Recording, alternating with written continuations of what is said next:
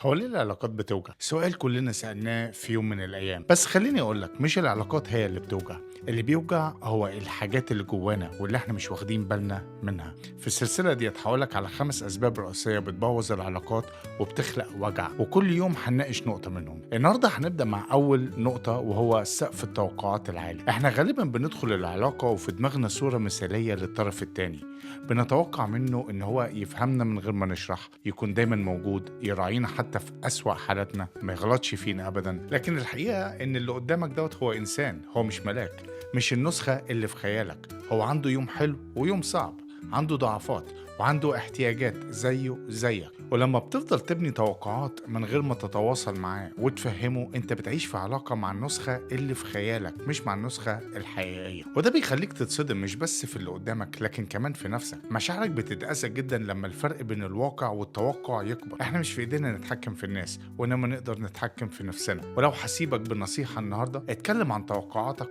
بدل ما تفترض. الوضوح بيحمي قلبك وبيحمي العلاقة. تابع السلسلة عشان تعرف باقي الأسباب اللي بتخلي العلاقات توجع من غير ما تاخد بالك.